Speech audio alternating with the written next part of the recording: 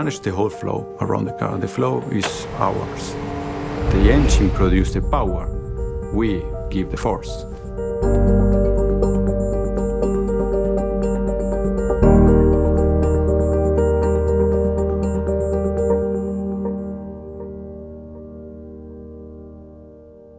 Aerodynamics is about the efficiency. Not only a streamlined vehicle, a streamlined shape, a penguin, but if you want to have very fast corners, you must have downforce. That means you need to apply a lot of forces on the tires so as the car sticks on the ground. So aerodynamics is the control of the flow, not only around the vehicle, but through the vehicle, to have the right amount of downforce with the lowest resistance of the air. And this must be optimized to the edge.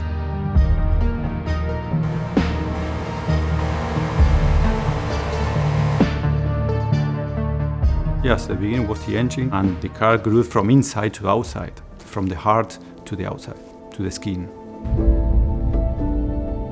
At the beginning, the skin was a sculpture, and we needed to make this sculpture into functional sculpture. The target is to find the shape of the car that is able to fulfill 3 requirements. That means 3 different vehicles in one.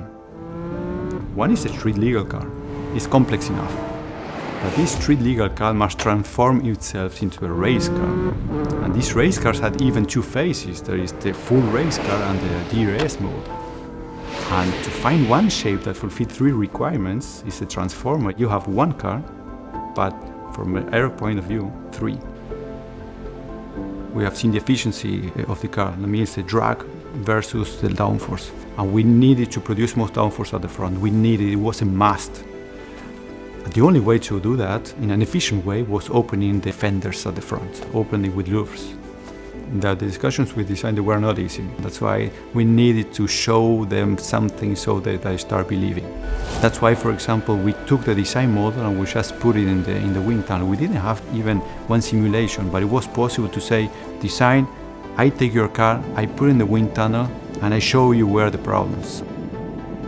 After this, they understood what I need. They didn't like it, but they developed themselves, and we developed ourselves to make the best solution from the vehicle. And design did a great job to integrate all those technical requirements underneath this skin. Compromises, we don't know compromises. We don't have the word in our vocabulary. We build up the car together. With very few aerodynamic features, we produce massive downforce and massive increase of performance. With very few.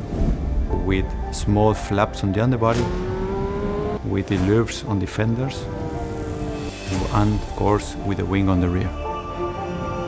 With that combination of factors, with that combination of features, and the right shape of the car that works together with the underbody, I think that's the biggest accomplishment.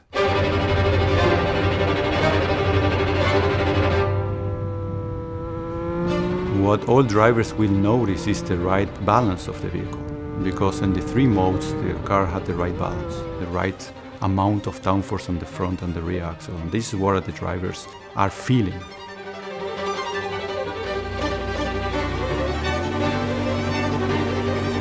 There's a real connection between this car and Formula 1. When you put it in proper sports mode, the car lowers down for top speed, reduces drag, but then gets the car nice and low like a Formula 1 car.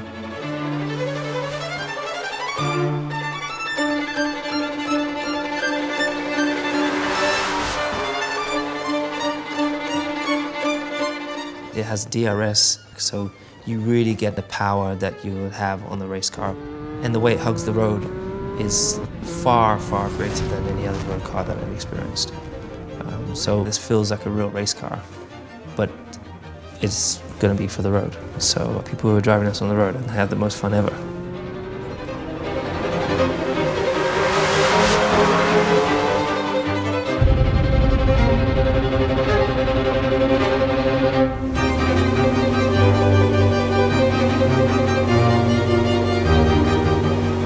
This aerodynamic development is like an orchestra, it's like a big symphony. Every single instrument must hear the other one. The combination of all of them, they produce this symphony. The air is like music. It had many faces. It won't ask you before. It will just surround you. Now, aerodynamics is one of the composers, but the conductor is the driver.